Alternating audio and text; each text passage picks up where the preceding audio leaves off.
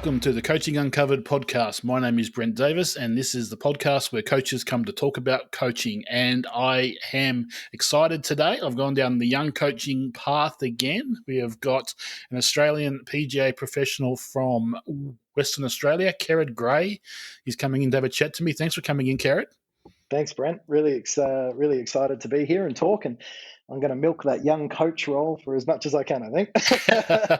Well, I say young, but I'm thinking probably recent graduate as opposed to purely young. But I've had a couple. That's all good. I've had a couple of you guys on recently, so I'm keen to hear what you do and how you go about it, because I think you're the guys that are going to be changing the way coaching's done.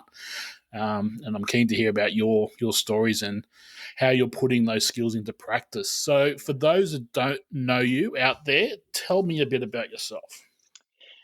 So quick elevator sort of roll through. I grew up in a small town called Margaret River. My dad was a semi-pro surfer, let's say, so sporting was always in the family blood. Surfing itself never really turned into a career for him, but we always had an interest, both me and my sister, in sport. And so therefore, whenever we took a little bit more interest in one sport or another, he definitely pushed us that down that route. And as soon as I started playing golf, we lived at the back of the golf course in Margaret River.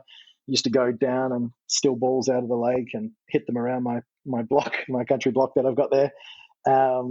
Pretty much directed me going down that path, and I couldn't thank him enough for that. So it's been a hell of a ride since then. And I played junior golf and amateur golf throughout WA.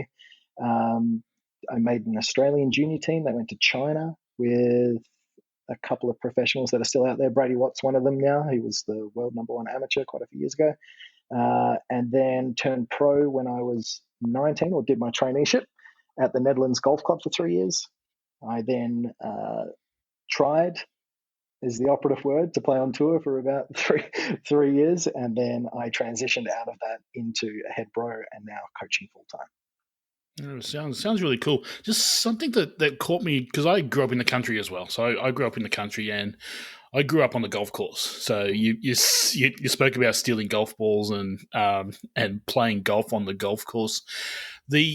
Our course that I grew up on didn't have a practice fairway as such. We had a driving range, which I couldn't afford to buy golf balls at the time. Sure. So we grew up playing golf. So how did that impact your golfing journey, so to speak? Did you find that you play on the golf course as a kid more because you grew up in the country as opposed to what you could have done in the city?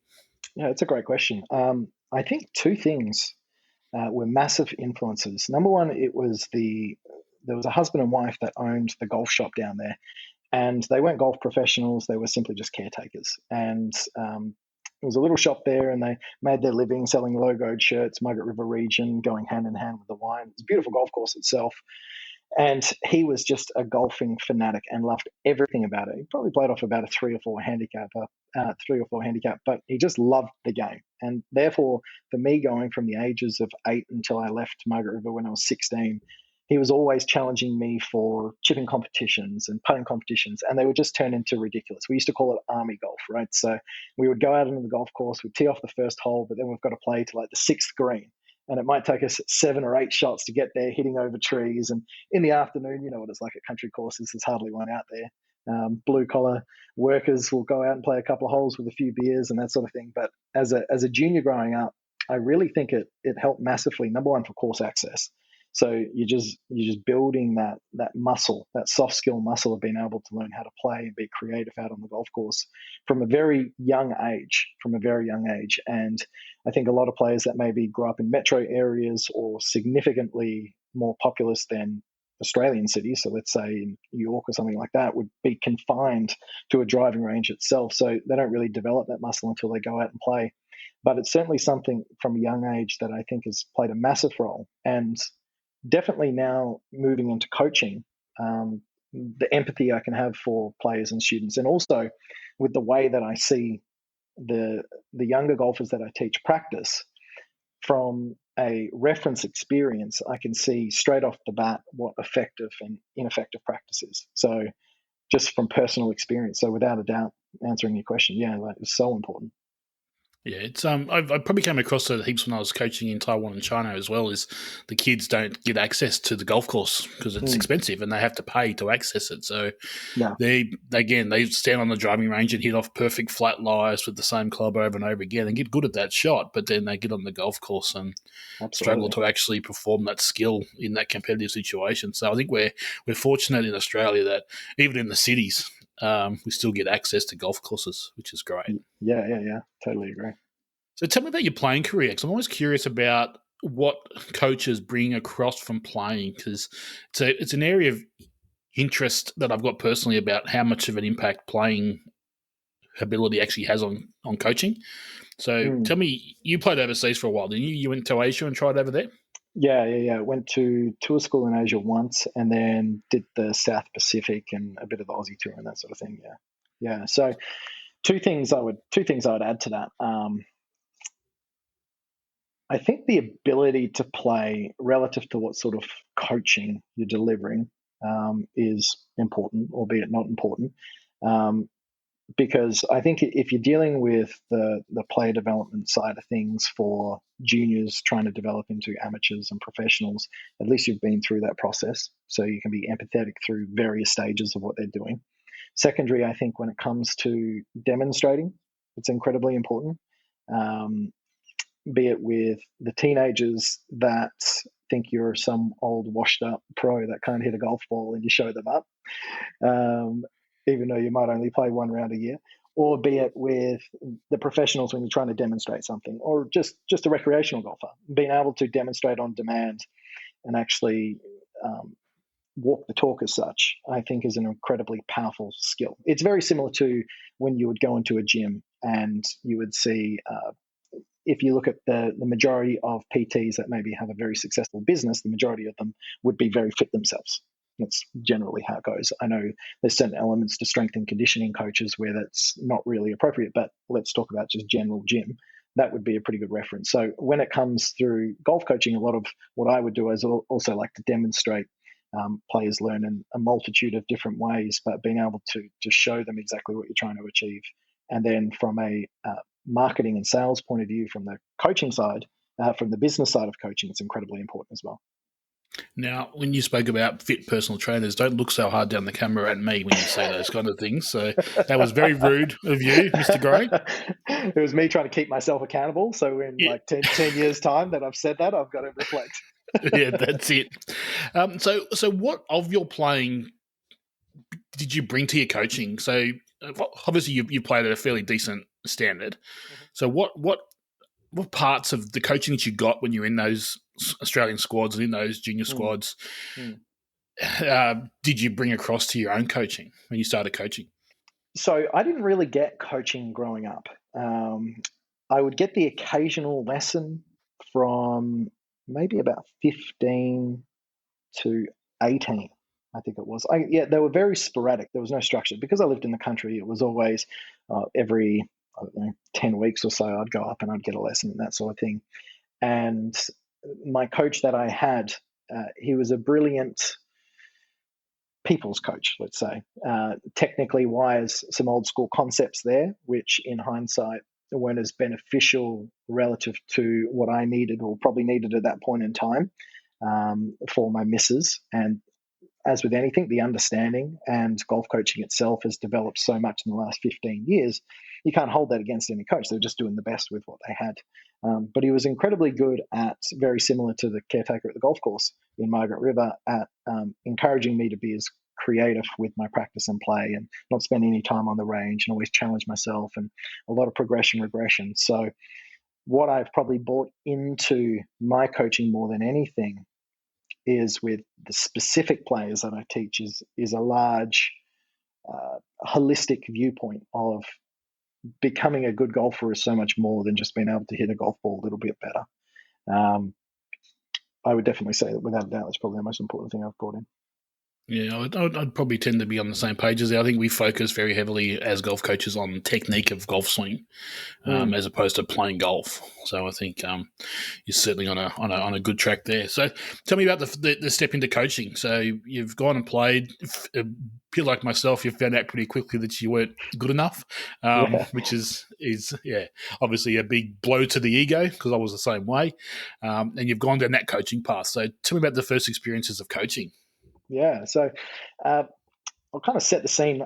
One of my last events was in Papua New Guinea. I went up there for those two events, and they're worth a fair bit of money. So a whole bunch of pros go up, and it was a really long 2 weeks. And I got stopped by some shady, drunk army officers on the way back, and they took a couple of $100 off me before I jumped on the plane. Otherwise, I was going to go back to the, the local jail.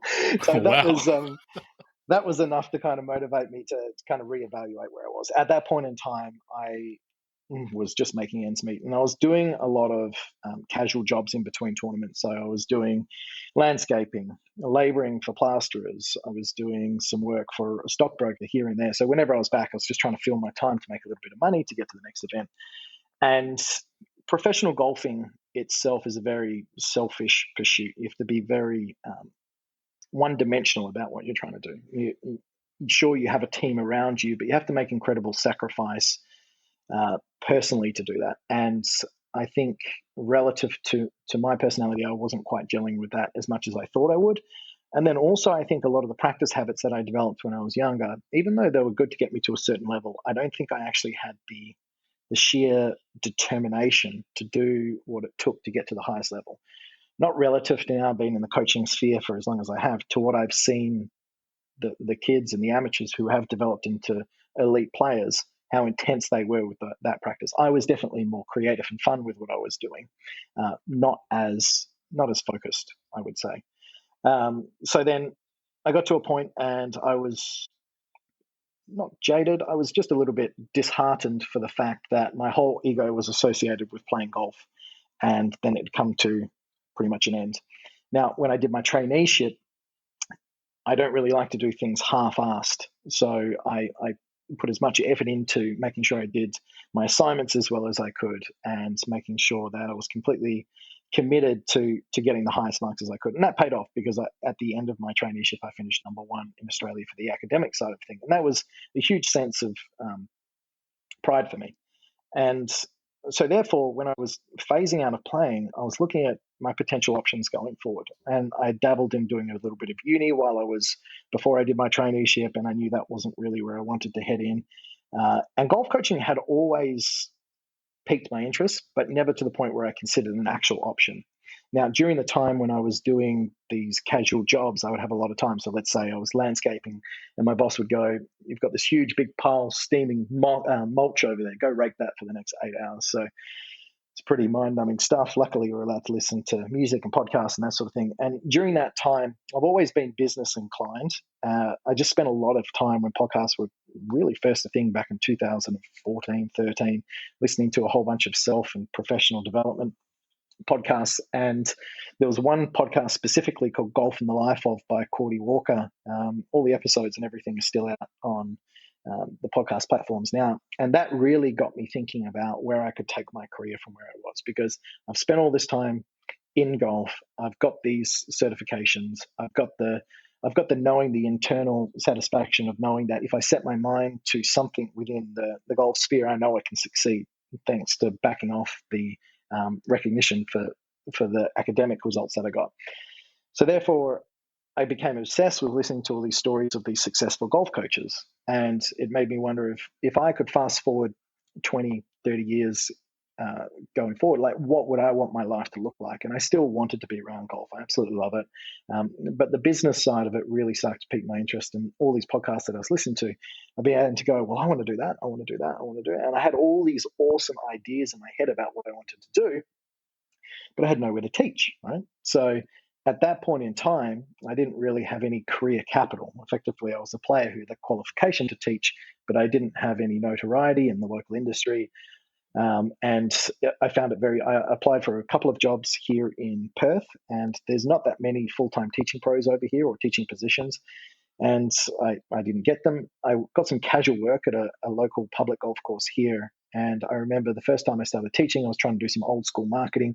I was like, okay, I'm going to put some posters up, and I did a couple of ads on Facebook and Gumtree, and I pretty much got told to take them down because it wasn't the right thing to do by the other pros, right? And to be honest, that kind of peeved me off a fair bit, right? So I ended up finishing up at that casual job, and I was in a bit of limbo. I was applying for jobs all over the world because I'd been focusing so much on coaching and coaching development. I had these huge ideas of how I wanted to start beginning to implement all my coaching programs and the way I wanted to take my business, but I just had nowhere to teach. And I got down to the last couple for a job in Dubai, Abu Dhabi, one in America, but once again, I was 25. I had no career capital in what I did, and I began to realize that this was a big sticking point. So then I started looking outside of the realm of just coaching, and I thought, well, could I do an assistant role or a head professional role? And just as I kind of made that conscious decision, a head professional role came up at a golf course just north of where I grew up, a place called Bustleton. So it's a small country town, maybe, I'm going to get this wrong, but maybe 50,000 people in the town. Very blue collar, not really that many serious golfers. But the ad was essentially they were looking for a head professional who was young, energetic, and committed to trying to grow the golf club as well as themselves in the role. So effectively, they just wanted someone who was going to do a lot of work for not much money. But great, I put my hand up straight away, right? So I went down there. They interviewed a couple of people. I happened to have a little bit of a leg in there because the GM, he used to be a member of the golf club down in Margaret River when I was growing up there. So we had a little bit of rapport built there anyway, but I hadn't seen him for 15 years or something like that. Anyway, luckily got the job, and I can't thank him enough because it was probably the most important step in my career I took. It was definitely at the time, it was quite a polarizing feeling, mainly because I had to move back in with my parents. I spent all this time trying to get out of Margaret River and pursue the dream of professional golf and playing the Masters and play all these big events. I moved to Perth. I felt like I was close. I was doing the travel, doing the tour. And then all of a sudden, before I know it, I was moving back down to Margaret River. So that was another knock to the area. But I just stayed committed to the trajectory of where I wanted to head. And I was always thinking of that is where do I ultimately want to get? And if this is a stepping stone that is needed on the way, well, then just think about that. Okay. Don't think about where you currently are at this point in time because it's only on the way to eventually where you're going to go. And if you keep doing the right stuff, you keep working hard, you'll get there. You will get there as long as you don't get too content, too lazy. So therefore, I went down, lived with my parents for 2 years. And during this head pro role, I was focused on developing the pro shop, which is what they wanted.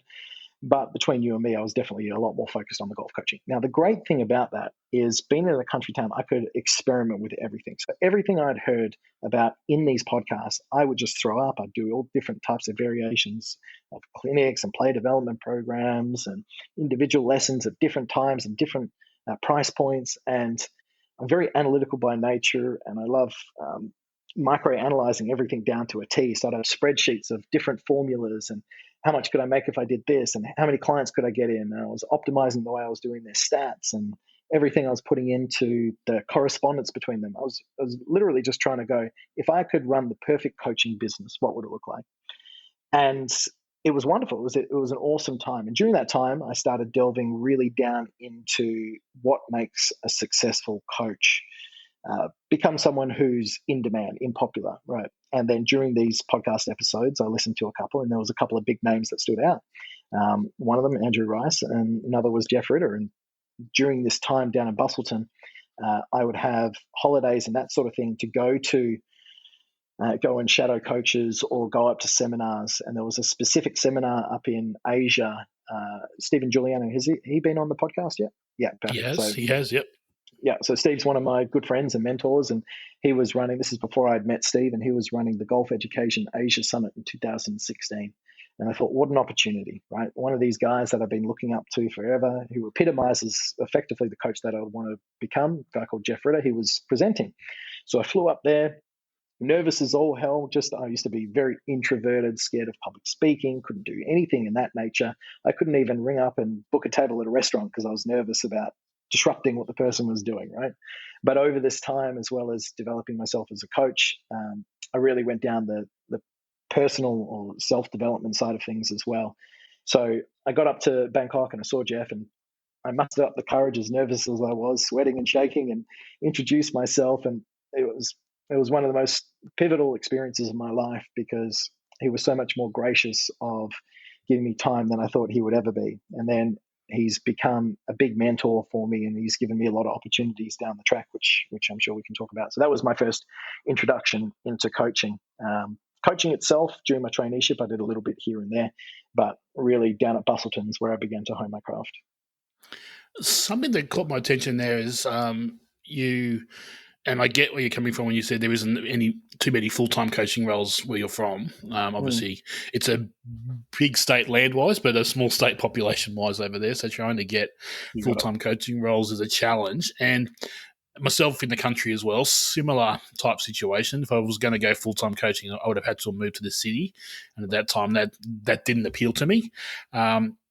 I was curious that you went overseas first. You've gone to, your first thought was to go and try and find a job overseas as opposed to doing the assistant role, whereas I went the other way. I just went part-time shop hours, part-time coaching hours. Why was the shift towards overseas straight away? What was the thought process there?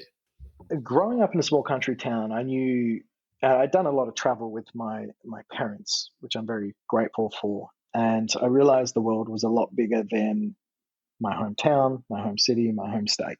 And my dad was always pushing me to do something that was outlandish as a young person, because that's the only real opportunity you get to do so without without a family and kids and the responsibilities that come with life. And I'm very ambitious by nature, and I thought, well, I'm sure I wouldn't be the first young person to try and get a job overseas and go ahead and do it. And I remember speaking to, I think, Derek Hooper, who works over in Texas. Do you know Derek? Yeah. And I used to just message all these different coaches on Facebook, right? They must have gone, oh my God, Kerrod's messaging me again. But I was just trying to see where they got and how they got. And he was telling me his story. He was in Queensland, and then he went to Japan, and then he got a job to America from there. So I was listening to all these guys, and don't get me wrong, without a doubt, I was like 5 or 6 steps ahead of where I should have been thinking. But I think at the same time, it just gave me this idea of what was possible in coaching. It got me really excited. And when I was going through these interview processes, like, I knew that I probably wasn't going to get the job. But whenever you do something really challenging in life, as difficult as it may be, I think the net result is you're going to grow from doing it. So I knew that if I got knocked back from doing that job, at least I've did the interview. Well, the next interview is going to be a little bit easier. I'm going to know the questions to ask. And then I kept doing that, and they were all Zoom or audio calls or whatever they were back then. And I suppose it just honed that muscle. And I think about it now as maybe I wouldn't have got the Bustleton job if I didn't try and do those job interviews before, because my interviewing skills were a little bit better. So I think it's the aggregate effect of all these small things, which then really compound and put you into a position where you have a skill set which is unique. The reason I didn't go local on top of that was just I had big aspirations. I had really big aspirations, and I think a lot of that came from the podcast. As I realized that the majority of the coaches that were being interviewed were from America, so I thought I need to go to America, and that's why I was looking externally, because I thought that would bring me up to that career capital point. And didn't work out that way, but I'm probably better off for it not working out that way, because it made me really groove the muscle in maybe a unique way of going down the head pro role and developing the skill set of management and communication and rapport building with members, and understanding how management works with the GM there, and then being able to utilize the soft skills I learned there in a coaching business now, even though I'm a contractor, still dealing with different personalities and the mixed martial arts of communication, which golf coaching is. You're only going to be better for going through those experiences. That is such a cool story, because I just think as a 20-something-year-old trying to look overseas, like, that isn't something that I would have done myself. I just couldn't see myself doing that. I would have been absolutely shit scared, to be brutally honest. So that's a really cool story. Awesome. Yeah. So, talk me through the impact of guys like Jeff. So, Jeff Ritter's on my podcast hit list. I'm hopefully getting in touch with him this year to get him on the podcast and come and have a chat to me. So, talk me through the impact that he's had on your coaching career. So I would say coaching is a very small part of it, probably more so life, right? I alluded to before when I was growing up, I was a very shy, nervous, introverted person, and I've certainly developed a lot over the last since I started to really pursue down the coaching route, and that was probably 6 years. And I would say almost aspects of my personality now are the complete opposite. And a lot of that is because I realized that if I was ever going to make something of myself, especially in this industry, I was looking at the key attributes or the characteristics of these very successful coaches of any notoriety, their ability to communicate, build rapport, and be on camera, right? And if you can be on camera, that means you can do public speaking, you can stand in front of a big crowd of corporates, you can do whatever you like effectively, but that's a very challenging muscle and skill to develop. And it's something that I think a lot of people shy away from because of the fear of doing it. Because, look, you're always going to stuff up, but if you're the person that is stuffing up, at least you're giving it a shot, right? And when so the impact that Jeff had on was when I was listening to his Golf in the Life of interview, his charisma in which he was talking about. And Jeff is not really he'll probably hold me against for saying this, but he's not really a technical coach as per se, right? He's a showman. He's a showman. He's the sort of person where a player will come in. It doesn't matter who this player is. They could be a professional, could be a rank beginner, right? And he would make them within 10 minutes feel like anything is possible. He would get them shifting their ball flight. I remember when I went and worked for him in Pebble Beach, which is part of the story we haven't talked about. I asked him, "Do you want me to bring do you want me to bring my flight scope and that sort of thing?" He's like, "Oh, look, I've got a flight scope. I don't really use it. We can just use this one." He goes, "I don't think I ever drag it out." And you know what you like as a young coach. You like want the latest and greatest technology. And you think that that's going to build you as a coach. And Jeff's just the complete opposite. He just knows the importance of rapport building, communication, and just uplifting the person in front of them. And I've never seen anyone do as good a job as what he has done. And I got that sense of his personality when I was listening to him on the podcast. And then throughout that period of time when he was mentoring me, might have only been on Facebook Messenger or Instagram and that sort of thing, just the mindset he had about coach and life and development. And he does a lot of corporate retreats. He's done some big ones for Apple and BMW, I think, as well.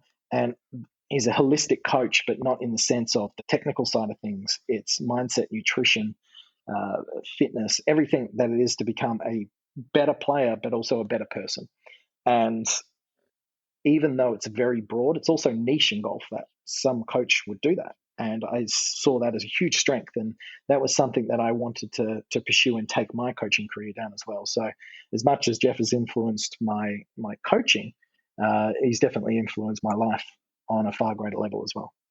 No, that's awesome. It's I've always found, and I don't know if it's just golf, but all the high profile coaches, and you said when you first spoke to Jeff at Steve's coaching summit in Asia, he was very approachable and sharing information with you and having a conversation. And I found that through my own career as well. Most of the high profile coaches are open to having a chat, and if you get in touch with them and ask them some questions, they're quite happy to share their experience, which is a powerful tool to have. Oh, it's amazing. I can't tell you how many countless conversations I've had over Facebook. And just the other day, I was messaging Andrew Rice about his latest project with Golf Fanatics, asking him how I could jump on that and be a part of that. And just the fact that it's so easily accessible to talk to these people who 15 years ago, there would just be some grandiose idea in your head that you think they're unobtainable to go and communicate with. And now it's as simple as sending them a message. And the amount of help I've got from people, and not only Jeff, but Steve up in Malaysia, the amount of times that he helped me early on is just, I'm indebted to them for a very long time. That's for sure. But actually tying them down to schedule a time to have a chat to them can be a challenge sometimes. I mean, I think it's almost a year now I've been trying to get Andrew on the podcast, and he's keen to do it, but we just can't get on his calendar at the moment. And now his golf school season's starting again, so it'll be even harder, I think, to find some time to fit him on. Well, you think about someone like that and the effect he's probably had on hundreds, if not thousands, of coaches. They're all probably wanting his attention. But the fact that he still gets back to everyone and acknowledges them, and he's just very down to earth. A lot of those top guys that you're talking about, it's really good to see. It's really good to see. Yeah, it is. A common comment I get from coaches, especially in Australia, is okay. That's great for all those guys overseas that are doing these U Butte coaching programs and getting stuff set up out there and having this high profile. You've obviously set up this stuff in Australia. So talk me through how you've set your coaching up over here and how's it worked for you over here.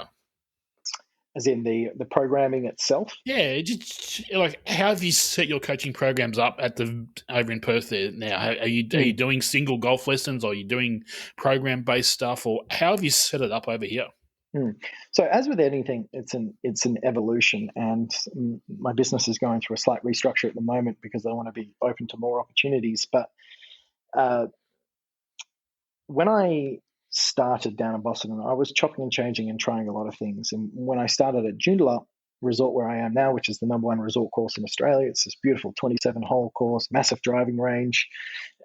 The possibilities are endless. Now, historically, golf coaching, in my opinion, is very transactional and reactive, right? So someone's got a slice. They want to come and pay you $65 for half an hour to fix that slice. And fine, that's great. But within that period of time, you can't build any rapport with the client.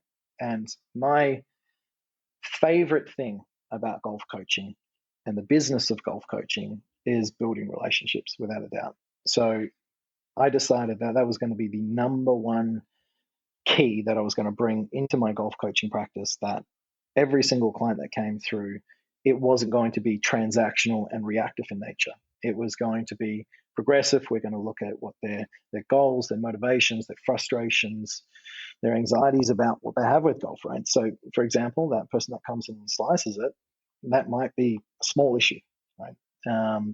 Because you fix that slice, you get them drawing it, now all of a sudden they're hooking it, and then they come back and they want to be slicing it, and it's just back and forth. It's not progressive. So I really wanted to always go down the route of player development. And at the beginning, when I started at Joondalup, I was sure I was offering everything under the sun because I just needed to build a business and build a book. But I would make sure that I was giving so much time on above and beyond. So it wasn't transactional in the nature of communication. Everyone gets a coach now space, which they can post as many videos as they like every single night. Even now, 4 years in, I'm still answering messages on Coach Now every morning, every night, text messages, everything that goes through it. Thank God I'm single, and making sure that I'm giving my clients as much time as I possibly can. And I think that's been a big key, and that's something that definitely doesn't go unnoticed. And if you go into any other practice, be it PT or even my chiropractor, what makes me keep going back to them is the rapport that I build with them and the trust that I have in them. And I think if you have their best interests in heart, I think that's key. So, in regards to the actual programming of it, I started off with half an hour and hour lessons and a new student assessment. And new student assessment was at a low price point. It was $99. And effectively, it was 1 hour coaching, but it was more of a sit down, have a discussion, build rapport, and get to know the player. I had like a sheet that I would fill in. I'd film their swings, put them on the flight scope, get the data, talk them through sort of where they are. But it was more so about giving them an understanding that I could take them above and beyond where they think they need to go. Right? I would show them the potential within their golf game. So I wouldn't just look at their full swing, I'd look at their chipping and putting as well. And I'd also get to know their personality, their job, their family situation, because at the same time as I was trying to work out their golf game, I was trying to produce results in a business sense and a monetary sense out of understanding their life situation. So I had the hour lesson, the half hour, and the new student assessment. Very quickly, I got rid of the half hour and I just had the hour and the new student assessment. The hour was priced a little bit higher because I didn't want people to go towards that, and I wanted new clients to come in. So very early on in my coaching, it was pretty much just hours upon hours of new student assessments going through the same process over and over and over again. And to be honest, a lot of the comments that I get in that first session, I go, well, I didn't even know I was getting this. And this is so nice because usually they come in and it is very transactional in nature.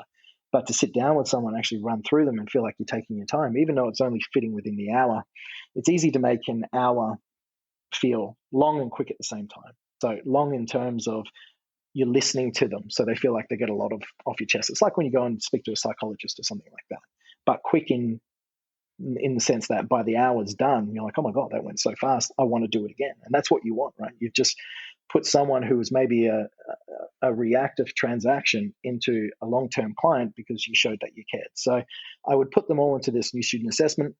And during that, I would then sell them on what my whole business is being built off, which is player development programs.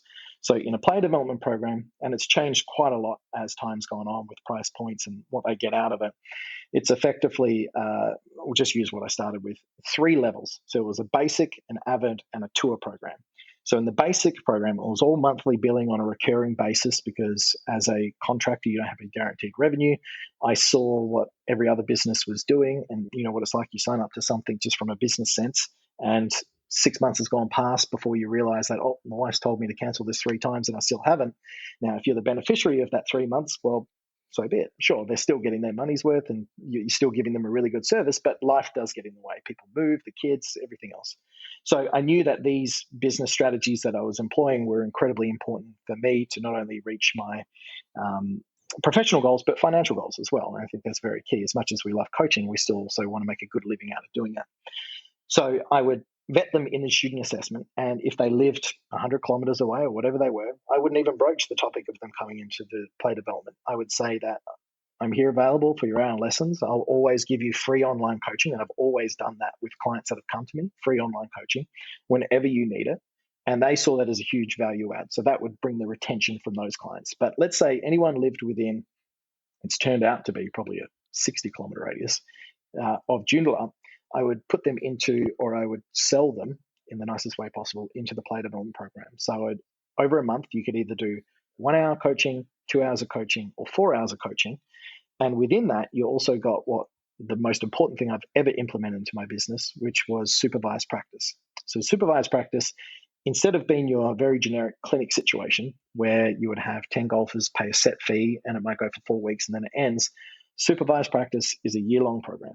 And there will be 3 hours of supervised practice every week for 52 weeks of the year. So it will be a Monday from 6 till 7 p.m., a Wednesday from 6 till 7 p.m., and a Friday from 12 to 1. And what they got in the program, so for simplicity's sakes, let's say a 1 hour lesson is $130. And the basic program was $150. So for $20 extra, they got access to an additional 12 hours of supervised practice. So it's a no-brainer. So I'm there, I'm showing them the sheet. But by the time you've got them to that point, you know that they're already going to be committed to it because you've addressed their goals, their fears, their frustrations and everything. And you've pretty much got them to the point where you know that they're going to be committed through your rapport building. So without any of that, you can't just sell them on this big program of ongoing. And I think that's what a lot of business people do miss when they're not converting as well as they could. So therefore, they'd get into the program. Now, the best thing about this is, sure, it took a while for me to build up. I think in its peak, during certain months, I've had 90 people in this player development coaching program, ranging anywhere from 1 to 2 to 4 hours of individual coaching a month, doing 12 hours of supervised practice, and significant recurring guaranteed revenue as a contractor, which is very important. But from their perspective, they're getting so much value for a relative nominal fee. But those 3 hours of supervised practice, that's only of my time. It's not like I'm giving everyone an additional 12 hours of supervised practice. So there'll be open clinics. Now, you've also got to be very good at the logistics. So therefore, the biggest day of supervised practice I've ever had was 45 clients in one session. Now, the way that I do that is I just set up so many different rotating stations, but I make it fun. I used to go to F45 training, which for those of you who don't know, it's like a group fitness rotating station thing. And I effectively made my supervised practice exactly like that. I play cool music. Effectively, there's no technical component to what I do. It's me just setting up beneficial drills that I know that are going to improve the soft skills of playing golf, where they're able to build camaraderie and rapport with the other people. And they just improve through osmosis because they're actually there practicing. Sometimes it's just for the fact that their buddy messages them and says, oh, you want to go down to supervised practice, get some free balls, listen to some music and have a chat. Now, before they know it, they're actually doing really important drills on trajectory control and distance control and start line, all in the while of having a really good time. And effectively, I'm just the facilitator of that enjoyment and also the beneficiary of them becoming long-term clients. So you just build this community around what you do. And I've had clients that have been in play development programs for as long as I've been there now. And it's just going to continue and continue and continue. Now, I am getting to a stage now with my business where I want to be open to a lot more opportunities when travel reopens. I'm doing a lot more online stuff and media work. So that component of my business is probably going to um, be outgrown as such. But it has been so important in building my career to where it is. And if I had one piece of advice for any coach that's starting up, it would be to look into creating diversified programs where you build a culture around what you do that's not transactional. That's really cool, Kerrod. Things certainly are changing in that coaching space, and I think the days of selling packages of golf coaching sessions are passing us. And I think guys like yourself are going to be the ones that are pushing the way forward in that space. So I think it's really cool Yeah. what you're doing there. So Yeah. what do you do with the client that still wants that one-off golf coaching session, still comes to you, still says, I've got a slice, fix my Yeah. slice? How do you deal with that particular client? Because as soon as I stopped putting it on my website, there was only really two options. There was either they do the after they'd done the new student assessment, they could do the individual lesson or the one-off lesson or the player development programs. And if they didn't want to do either, well, then I didn't have a service for them. And I said, well, sorry, I can't help you. There's plenty of other coaches that are willing to do what you want. And I think from a business sense, if your lowest price point is still higher than the pro down the road's 30-minute lesson, well, if that's all they want and they're not inclined to go down that player development pathway, well, then so be it. Now, bear in mind when you start, no one knows what you do. So you need to be a very good salesman of your program. Uh, as time goes on, word of mouth spreads, you build up a reputation around what you do, and it organically grows through goodwill. Yeah. So I don't really deal with any clients that have that necessity anymore. Because as with anything in our business, you've got the 80-20 of headaches versus reward. And generally, those clients tend to be the ones that are maybe a little bit more challenging and demanding relative to the business upticks that you get from them. Now, shifting over to those type of programs that you've done and obviously done very well, do you find or have you found that it cost you customers or cost you clients when you were changing over to that type of coaching? No, not at all. I've been, I've fallen into, I'm never afraid to take a risk, ever afraid to risk, because you can always default back to something. Now, bear in mind, at this point in time, I didn't have any debt. I didn't have a wife. And so therefore I was able to take that risk. But in the same sense is I knew that if I just did it really well, the cost or the price wouldn't matter. I knew that most of these people have been to other golf coaches. So if I could become a significant point of difference, well, then I would make them feel like they were missing out on something special if they went elsewhere. Now, I wouldn't say that to them, but I think through my actions, the conversations, the rapport that's been built, it becomes apparent the more that you speak to them. Now you have a pretty significant online coaching presence, doing some coaching online. How does that fit in with your programs? How do you blend that online coaching in with the face to face stuff that you do with your students? Yeah, so every lesson will have a thorough video review at the end of it. Now, most of my clients either follow me on YouTube, Instagram, or Facebook, and all my content's posted across there as well. So they get a lot of tidbits of information through that. And then effectively, they're allowed to ask me questions at any time. Anytime. When I do online coaching, it's a little bit different because unless they're doing a monthly program, well, then they get full access. But if it's just a one off lesson, there's obviously a limit to that.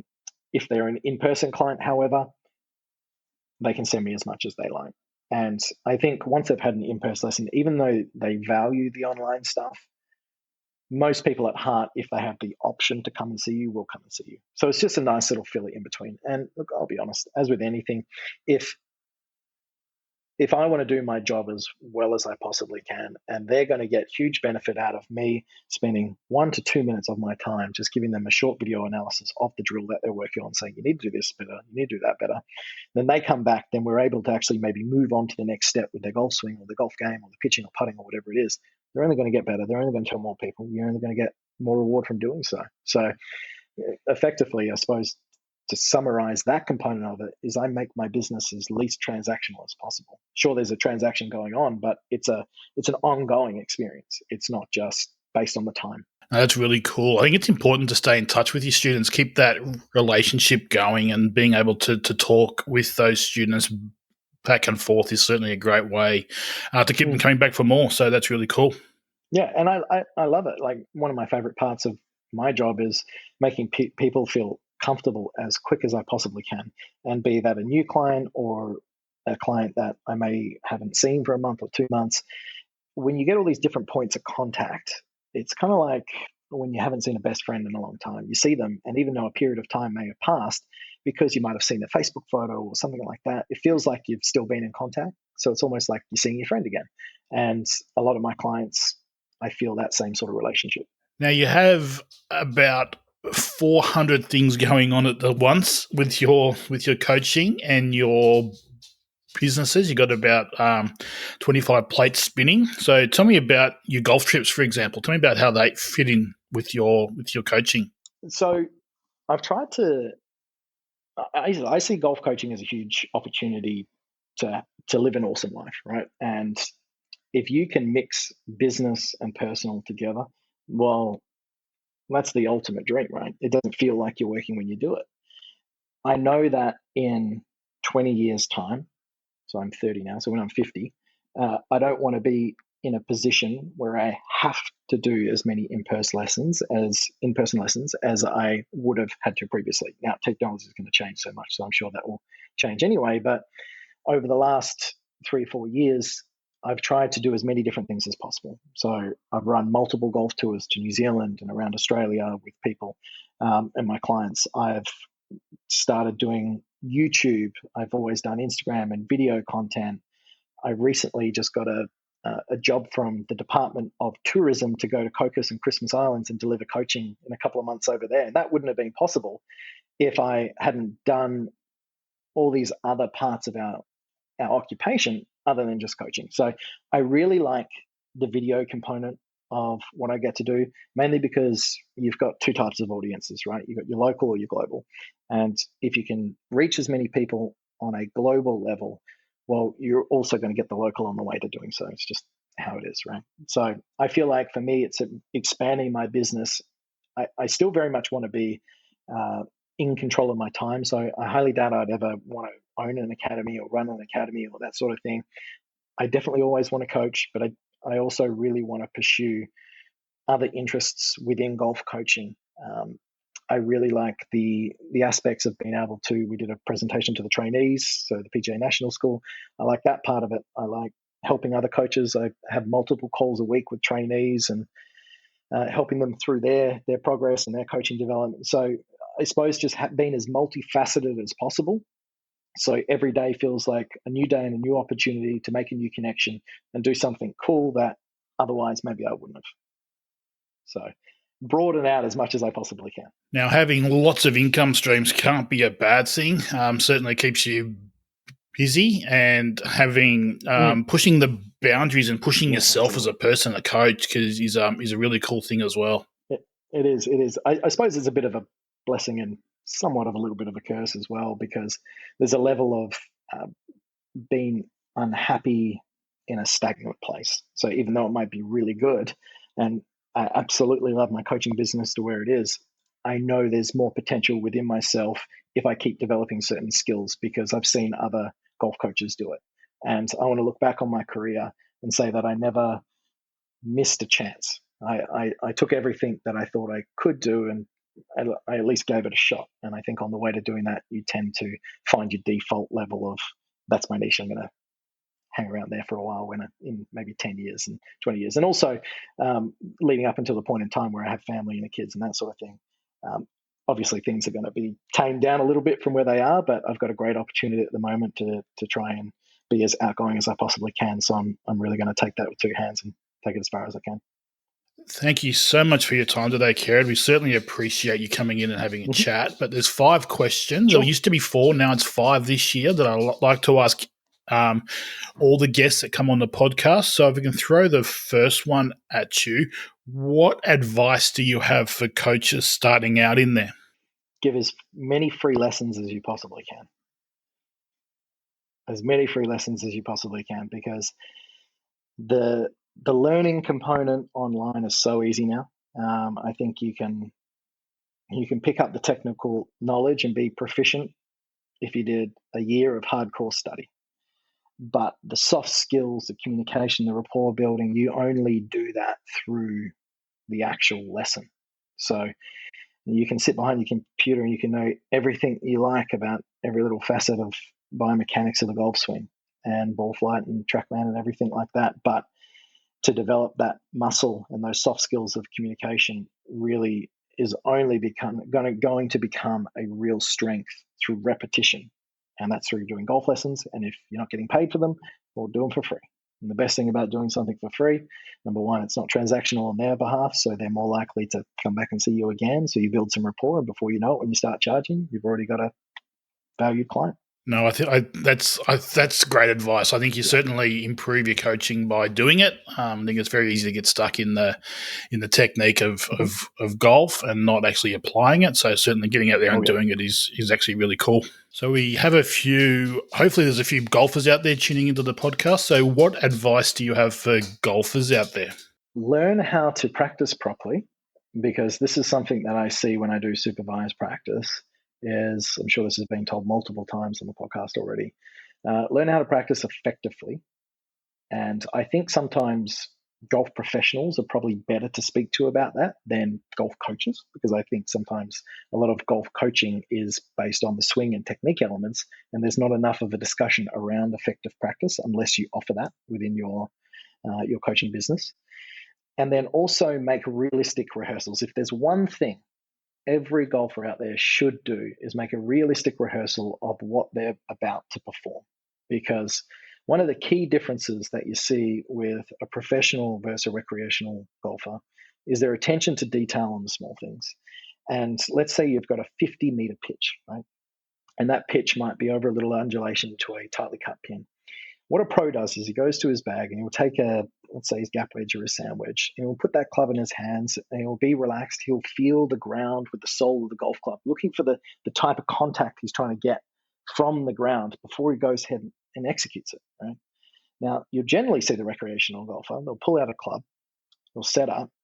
Not only would their setup be different every time because they don't do the small things really well and consistently, and they'll do a little practice swing. It might be twice the length that it needs to be, and they'll dig the leading edge in. Now they've got junk on their face. And then they walk up to the ball, hit it over the back of the green, it doesn't spin, and they wonder why. It's like, number one, you rehearsed a swing, which is 2 times too long. You've got matter on the club face, the balls are going to stop. And then from there, you didn't even get an idea of how the club should feel through the ball. So learning how to take realistic rehearsals of what you're about to do is so, so key. I certainly like that practice routine type setup where they're rehearsing the shot a lot for short games. Not quite sure how it worked for full swings, though. I think the greenkeepers might get a little bit peeved with you taking full practice swings with those full shots out there. Yeah, so in regards to standing up and ripping it at full speed on the tee before you hit a drive, the realistic rehearsal doesn't necessarily have to be the speed component on full swings. It can be more so the contact with the ground, the feeling of the club in your hands. You'll see a lot of pros doing certain maybe little drills or exercises prior to hitting, because their golf is fine motor skills played at incredibly high speed, right? So you don't get the option to think about it when you're actually in the second that a golf swing takes. So if you're able to try and feel something before you go in that you know that you want to perform, well, then that would be very helpful for you and very beneficial for you to get a reasonable result relative to what you do. So close enough where you know that what you're about to do would be beneficial. So you can pick one thing, be it speed control, be it contact with the turf, be it the feeling of the club in the hands, be it relaxing tension in your body. There's a multitude of things that you could be realistic about what you're trying to do.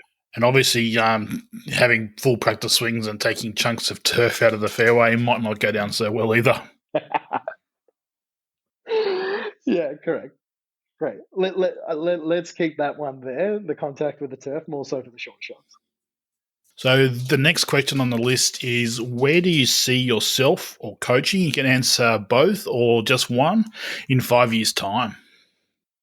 Yeah, I think the coaching industry as a whole, right, based on the world situation with COVID, I think there's a big focus on online coaching at the moment. I wouldn't be surprised if that it won't dip. It will probably stagnate. I think people will start to really get the value back out of in-person coaching. But if you're someone that's able to offer both, I think that's going to be key. The good thing about something like this, if we can derive anything positive out of it, is that it's forced a lot of people who would have otherwise not maybe branched out into those certain areas.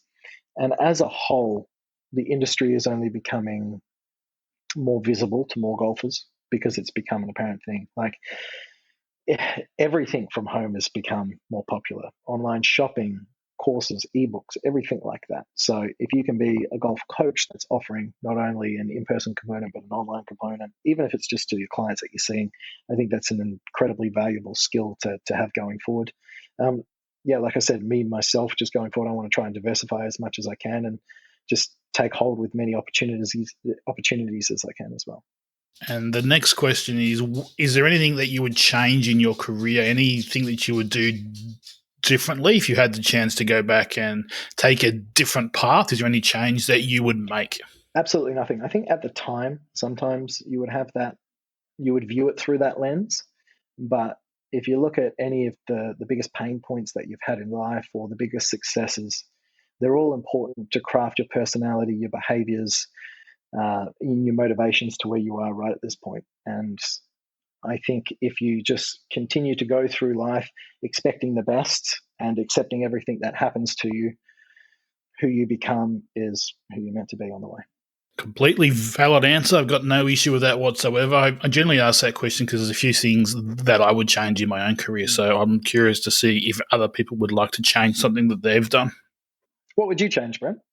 Oh, you're throwing the question back onto me. I would probably go into my tertiary study a fraction earlier than what I did.